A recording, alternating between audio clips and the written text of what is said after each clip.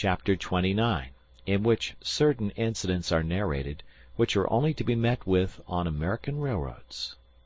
The train pursued its course that evening without interruption, passing Fort Saunders, crossing Cheyenne Pass, and reaching Evans Pass.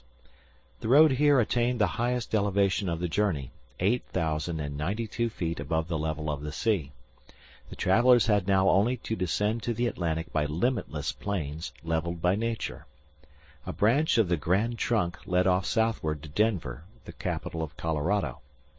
The country round about is rich in gold and silver, and more than 50,000 inhabitants are already settled there. 1,382 miles had been passed over from San Francisco in 3 days and 3 nights. 4 days and 4 nights more would probably bring them to New York.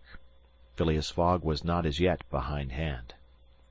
During the night Camp Walbach was passed on the left. Lodge Pole Creek ran parallel with the road, marking the boundary between the territories of Wyoming and Colorado. They entered Nebraska at 11, passed near Sedgwick, and touched at Julesburg, on the southern branch of the Platte River. It was here that the Union Pacific Railroad was inaugurated on the 23rd of October, 1867, by the chief engineer, General Dodge.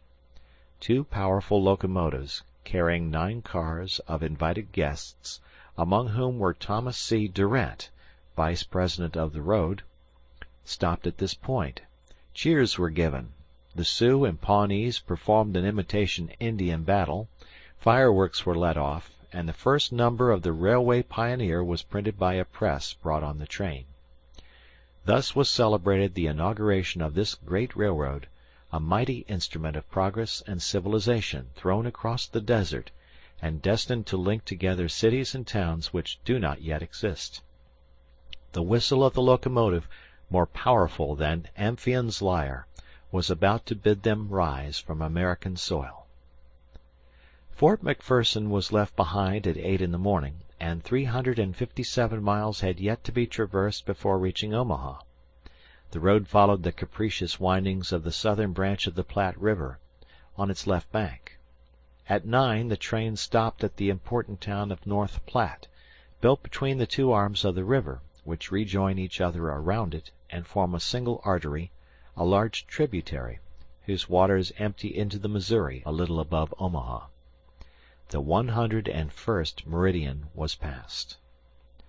Mr. Fogg and his partners had resumed their game. No one, not even the dummy, complained of the length of the trip. Fix had begun by winning several guineas, which he seemed likely to lose, but he showed himself a not less eager whist player than Mr. Fogg. During the morning chance distinctly favored that gentleman. Trumps and honors were showered upon his hands. Once, having resolved on a bold stroke, he was on the point of playing a spade when a voice behind him said, "I should play a diamond."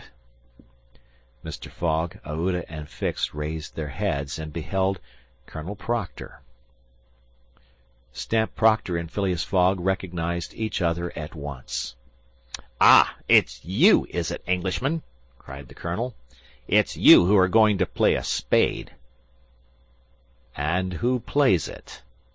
replied Phileas Fogg coolly, throwing down the 10 of spades. "Well, it pleases me to have it diamonds," replied Colonel Proctor in an insolent tone. He made a movement as if to seize the card which had just been played, adding, "You don't understand anything about whist." "Perhaps I do, as well as another," said Phileas Fogg, rising. "You have only to try, son of John Bull," replied the colonel. Aouda turned pale, and her blood ran cold. She seized Mr. Fogg's arm and gently pulled him back. Passepartout was ready to pounce upon the American, who was staring insolently at his opponent. But Fix got up, and going to Colonel Proctor said, "You forget that it is I with whom you have to deal, sir, for it was I whom you not only insulted but struck." "Mr. Fix," said Mr. Fogg, "pardon me, but this affair is mine, and mine only. The colonel has again insulted me by insisting that I should not play a spade, and he shall give me satisfaction for it." "When and where you will," replied the American, "and with whatever weapon you choose." Aouda in vain attempted to retain Mr. Fogg, as vainly did the detective endeavor to make the quarrel his. Passepartout wished to throw the colonel out of the window, but a sign from his master checked him. Phileas Fogg left the car, and the American followed him upon the platform. "Sir," said Mr. Fogg to his adversary, "I am in a great hurry to get back to Europe, and any delay whatever will be greatly to my disadvantage." "Well, what's that to me?" replied Colonel Proctor. "Sir," said Mr. Fogg very politely, "after our meeting at San Francisco, I determined to return to America and find you, as soon as I had completed the business which called me to England." "Really?" "Will you appoint a meeting for 6 months hence?" "Why not 10 years hence?" "I say 6 months," returned Phileas Fogg, "and I shall be at the place of meeting promptly." "All this is an evasion," cried Stamp Proctor. "Now or never." "Very good. You are going to New York?" "No." "To Chicago?" "No." "To Omaha?" "What difference is it to you? Do you know Plum Creek?" "No," replied Mr. Fogg. "It's the next station. The train will be there in an hour, and will stop there 10 minutes. In 10 minutes several revolver shots could be exchanged." "Very well," said Mr. Fogg. "I will stop at Plum Creek." "And I guess you'll stay there, too," added the American insolently. "Who knows?" replied Mr. Fogg, returning to the car as coolly as usual. He began to reassure Aouda, telling her that blusterers were never to be feared, and begged Fix to be his second at the approaching duel, a request which the detective could not refuse. Mr. Fogg resumed the interrupted game with perfect calmness. At 11 o'clock the locomotive's whistle announced that they were approaching Plum Creek Station. Mr. Fogg rose, and followed by Fix, went out upon the platform. Passepartout accompanied him, carrying a pair of revolvers. Aouda remained in the car, as pale as death. The door of the next car opened, and Colonel Proctor appeared on the platform, attended by a Yankee of his own stamp as his second. But just as the combatants were about to step from the train, the conductor hurried up and shouted, "You can't get off, gentlemen." "Why not?" asked the colonel. "We are 20 minutes late, and we shall not stop." "But I'm going to fight a duel with this gentleman." "I'm sorry," said the conductor, "but we shall be off at once. There's the bell ringing now." The train started. "I'm really very sorry, gentlemen," said the conductor. "Under any other circumstances I should have been happy to oblige you. But after all, as you have not had time to fight here, why not fight as we go along?" "That wouldn't be convenient, perhaps, for this gentleman," said the colonel in a jeering tone. "It would be perfectly so," replied Phileas Fogg. "Well, we are really in America," thought Passepartout, "and the conductor is a gentleman of the first order."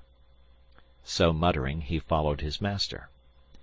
The two combatants, their seconds, and the conductor passed through the cars to the rear of the train. The last car was only occupied by a dozen passengers, whom the conductor politely asked if they would not be so kind as to leave it vacant for a few moments, as two gentlemen had an affair of honor to settle. The passengers granted the request with alacrity, and straightway disappeared on the platform. The car, which was some 50 feet long, was very convenient for their purpose. The adversaries might march on each other in the aisle, and fire at their ease. Never was duel more easily arranged. Mr. Fogg and Colonel Proctor, each provided with 2 six-barreled revolvers, entered the car. The seconds, remaining outside, shut them in. They were to begin firing at the first whistle of the locomotive. After an interval of 2 minutes, what remained of the two gentlemen would be taken from the car. Nothing could be more simple. Indeed, it was all so simple that Fix and Passepartout felt their hearts beating as if they would crack. They were listening for the whistle agreed upon, when suddenly savage cries resounded in the air, accompanied by reports, which certainly did not issue from the car where the duelists were. The reports continued in front and the whole length of the train. Cries of terror proceeded from the interior of the cars. Colonel Proctor and Mr. Fogg, revolvers in hand, hastily quitted their prison, and rushed forward where the noise was most clamorous. They then perceived that the train was attacked by a band of Sioux. This was not the first attempt of these daring Indians, for more than once they had waylaid trains on the road. 100 of them had, according to their habit, jumped upon the steps without stopping the train, with the ease of a clown mounting a horse at full gallop. The Sioux were armed with guns, from which came the reports, to which the passengers, who were almost all armed, responded by revolver shots. The Indians had first mounted the engine, and half stunned the engineer and stoker with blows from their muskets. A Sioux chief, wishing to stop the train, but not knowing how to work the regulator, had opened wide, instead of closing, the steam valve, and the locomotive was plunging forward with terrific velocity. The Sioux had at the same time invaded the cars, skipping like enraged monkeys over the roofs, thrusting open the doors, and fighting hand to hand with the passengers. Penetrating the baggage car, they pillaged it, throwing the trunks out of the train. The cries and shots were constant. The travelers defended themselves bravely. Some of the cars were barricaded, and sustained a siege like moving forts, carried along at a speed of 100 miles an hour. Aouda behaved courageously from the first. She defended herself like a true heroine with a revolver, which she shot through the broken windows whenever a savage made his appearance.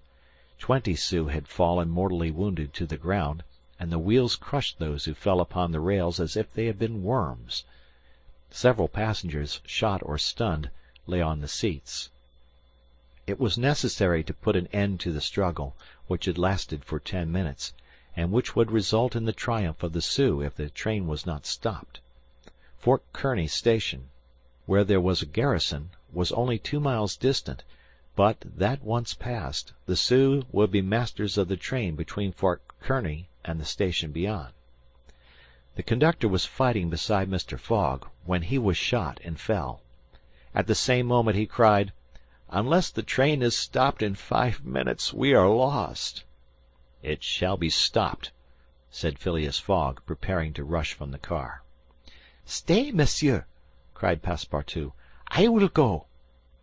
Mr. Fogg had not time to stop the brave fellow, who, opening a door unperceived by the Indians, succeeded in slipping under the car, and while the struggle continued and the balls whizzed across each other over his head, he made use of his old acrobatic experience, and with amazing agility worked his way under the cars, holding on to the chains, aiding himself by the brakes and the edges of the sashes, creeping from one car to another with marvelous skill, and thus gaining the forward end of the train. There, suspended by one hand between the baggage car and the tender, with the other he loosened the safety chains, but, owing to the traction, he would never have succeeded in unscrewing the yoking bar, had not a violent concussion jolted this bar out. The train, now detached from the engine, remained a little behind, whilst the locomotive rushed forward with increased speed. Carried on by the force already acquired, the train still moved for several minutes, but the brakes were worked, and at last they stopped, less than 100 feet from Kearny station. The soldiers of the fort, attracted by the shots, hurried up. The Sioux had not expected them, and decamped in a body before the train entirely stopped. But when the passengers counted each other on the station platform, several were found missing, among others the courageous Frenchman, whose devotion had just saved them.